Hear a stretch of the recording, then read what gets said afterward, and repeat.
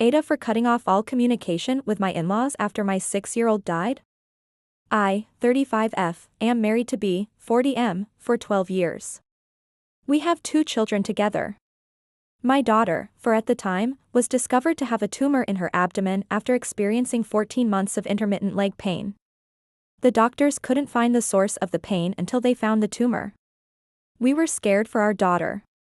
I was so afraid, I shut everyone out except my mom and husband.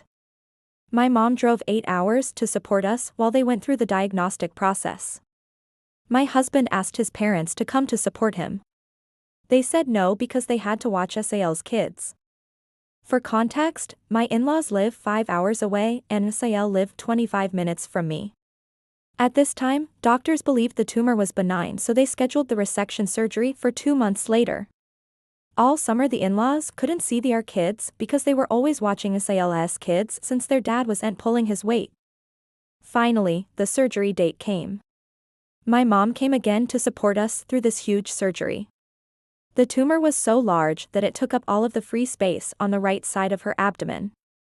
The doctor came out of surgery and he told us that he could only remove 60% of the tumor. He believed it looked cancerous, but we had to wait for the pathology report. A few days later, it came back positive for cancer and my daughter had to go through a very intensive treatment plan. She needed 5 rounds of chemo, 2 stem cell rescues and 6 rounds of immunotherapy. My kids were always close to their grandparents. It was hard when we had to isolate ourselves to protect my daughter from getting sick during treatment. She had a central line and all fevers were an automatic trip to the emergency room. My MIL offered to help us once, but she backed out because she couldn't handle wearing a mask for 8 hours while we worked. In efforts to protect my daughter, we asked that when they come to visit, that they only see my kids to prevent SAL's kids from giving grandma and grandpa a virus that they brought back to my daughter. All throughout treatment, my daughter cried that she missed grandma. They decided that if they couldn't see both sets of grandkids, then they didn't want to come. We tried to compromise and asked them to split their visit. First couple days with my sick child and then the last days of their stay to be at my SAL's house. They just chose to stay away instead. During the stem cell rescues, we had to isolate my daughter since they literally fried her bone marrow with chemo. She didn't have an immune system for a few weeks, so it was important to protect her. It was limited to my mom and I throughout the 2 stem cells rescue and transplants.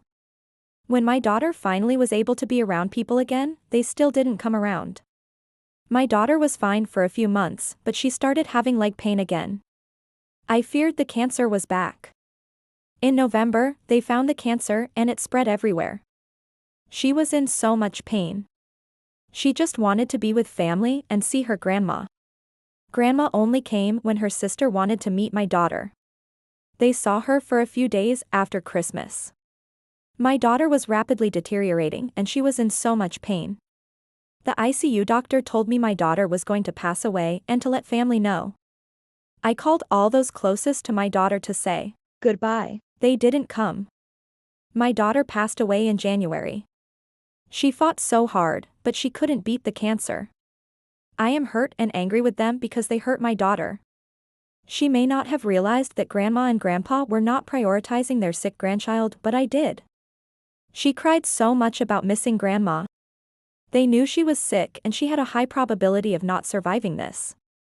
Now 5 months after my daughter's death, my husband wants me to ignore all of that has happened for him and my son. He tried to talk to his parents, but they just got defensive. He wants me to not address any of this with them, so I have chosen to cut them out of my life every way I can. They are not welcome in my home anymore. I will not interfere with the relationship that my husband or son have with them, but I will not do anything to foster it. That's my husband's responsibility to do that. Now my husband is angry with me and feels that I'm being unreasonable. So AITA,